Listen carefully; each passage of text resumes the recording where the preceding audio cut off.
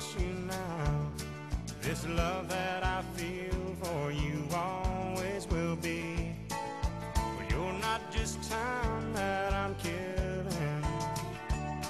I'm no longer one of those guys. As sure as I live, this love that I give is gonna be the living income. And all this population will require to eat. Now the biggest issue of the grains, and means that they are not so agree in the sense that, for example, the same farmer has a portion of maize simply because in the sense that they have not organized. The biggest aspect that I know actually reaping a lot. Just take a simple example, Kenya's sugar industry, most of the smallholder benefits of economies of scale. On the other issue, of course, there's also the issue of the politics aside, things like GMO and things, in order to increase their yield.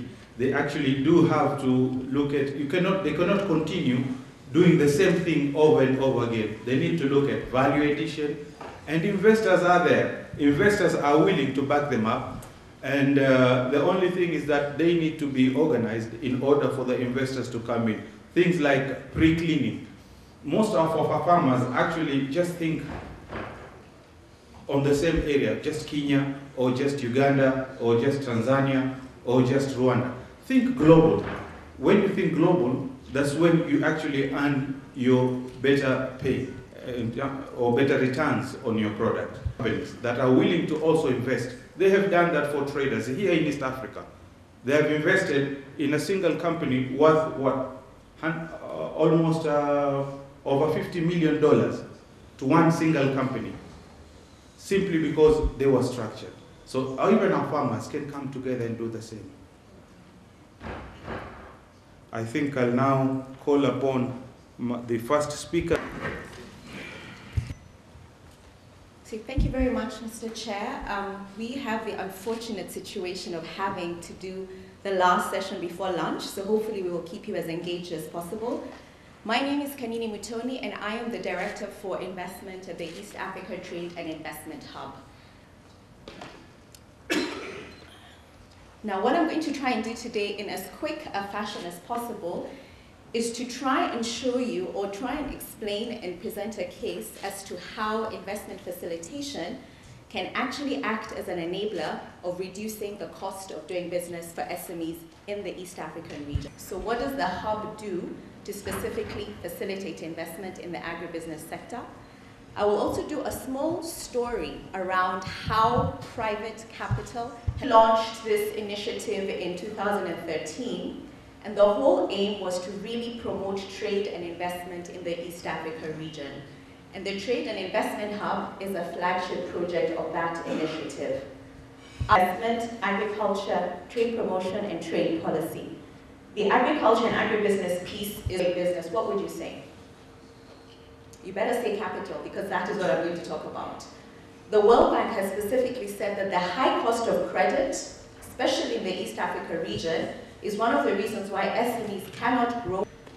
Investment facilitation is simply working with private capital providers that the chair actually just mentioned, private equity firms, impact investors, angel investors, private individuals who have capital that they want to invest, and actually helping them mobilize that capital to SMEs that actually need it. How did this idea come about? One problem that we have seen and have a development impact. So we have about 20 investors, both from the region and from outside the region. What that means is that we agree with the investor that we will produce or perform specific services that will help them mobilize their capital. So for example, we could do financial modeling, we could do financial analysis, we could do due diligence on behalf of the investor, but supporting the SME at the same time. And I think what is novel about this approach is that it is free. I hope you all heard that it is actually free. And that is what investment facilitation has to be. You cannot pay for an investment facilitation service. The person doing it has to be 100% independent, which is what the Trade and Investment Hub is. We are not paid by the investor, we are not paid by the SME. The transaction closing simply means that the investor puts money into the SME. That's what success looks like to us. How long does this process take? In this region, it could be anything from 5 months to 12 months. But we try as much as possible to work on transactions that will not have a lead time that will mean that the SME struggles. It's able to expand regionally, okay? The specific company is also able to access other forms of finance. For us, that is impact. That is exactly what this whole service is about. Okay, so this is another very interesting sort of part of the presentation. These are stories I want to share with you. And these are examples of how private capital has been mobilized from investors to actual companies, and I'm going to try and show you what impact that had. We weren't involved directly in one of these transactions. We weren't involved in all of them, but these are all companies that I know and I have a good background in terms of what is actually done. So the first one there is Uganda. Pearl Capital is a Ugandan private equity firm, and they put in 2.4 million into KK Foods. I don't know how many people know this company. Excellent, so there are people in the room who know it. KK Foods is a company that exports fresh fruit and vegetables. It is actually family-owned, which I think is very interesting. Most people think that family-owned businesses can't get private equity investment. So I think that's a fascinating example that that is actually not true. So what was the impact of that investment?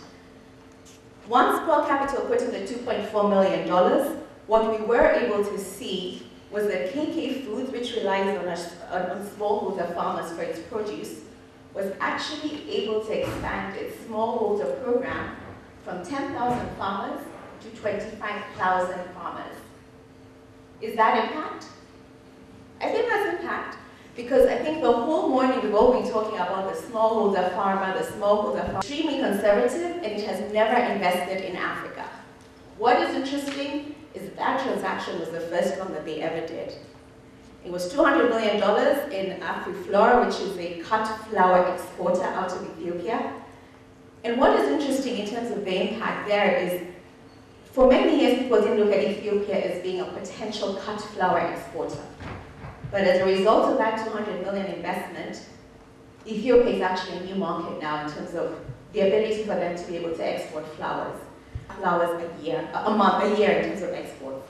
So again, if you want to talk about impact, that really is impact. I have a slide here talking about investment-ready businesses. I think if you really are interested, come and talk to me.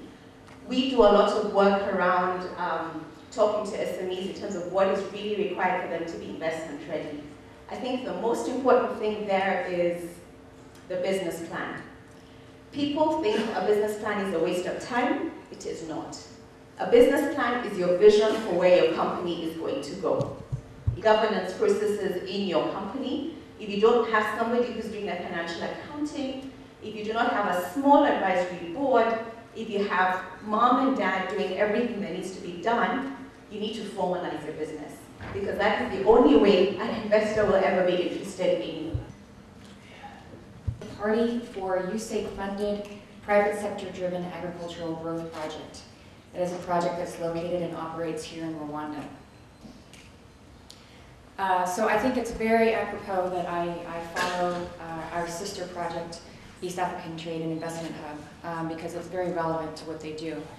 I just wanted to say I've really enjoyed a lot of the discussion that's gone on today. I've enjoyed a lot of the results that we've seen, the feedback that we've seen, and the reason so that you understand some of the opportunities. Our project was created in conjunction with the government of Rwanda and what their needs were. As you saw yesterday, so as our name says, we are private sector driven agricultural growth. Our goal now is to transition the government of Rwanda from a lot of public investment, a lot of food security type production, into a more commercially viable, marketable transaction. So what you'll see here in red is a lot of private sector. Private sector investment is our goal. So that being said, we have two main objectives within our project. The first one is to work with the government of Rwanda to make the business transaction more efficient, to give people information for what they need, and that's both on the government side and on the private sector side. And we do all of this while this may be a relatively new concept in Rwanda. What this means is that our project acts in a way that stimulates the market. It's a light touch intervention. We don't want to play a major role such that when we leave, the transaction cannot sustain itself. So what that means is that we get involved in helping to build relationships between the value chain stakeholders, between the government of Rwanda. We are doing this in a way that ensures ownership so that when we leave, the transaction can still continue. We provide incentives to help buy down. People have this question, is how do we operate? How do we use the funds? We have two mechanisms. We have a small grant fund, and then we also have human capital support. This is where we can provide technical assistance, both with our staff as well as bringing in domestic and international consultants. And so as East African Trade Hub was talking about, a project in that we don't provide extension services, we don't give out inputs, we don't even subsidize inputs. We are facilitating that transaction. We don't build roads or buildings or buy vehicles. And so you can read this on the website later, but all this is to kind of hone in that we want to try to make sure that the transaction is sustainable. So we don't subsidize, we just help buy down risk. And these are the specific ways in which we do this under each objective. So like I said before, we work with the government of Rwanda. We were working with them on their interagency investment framework. Okay, this exists, but there are improvements that could be made, right? And this is so that they can engage better with the investors. They can provide them with information. They can facilitate them making the investment, the transaction.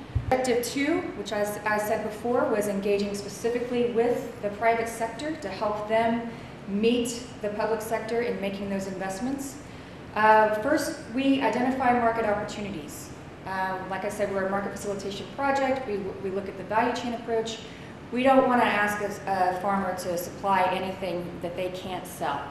So the first thing we do is we look for the buyers. This could be aggregators, this could be processors, these could be exporters. And then we link them to people in the value chain. We've just launched this. This is our first year to do this. We have 4 more years to be able to provide this. It's a competitive process. This year we are focusing on maize, beans, Irish potatoes, and horticulture. And that's all done through a request for application process. And as I said before, we want to look at exit strategy and sustainability, so there's a significant cost share.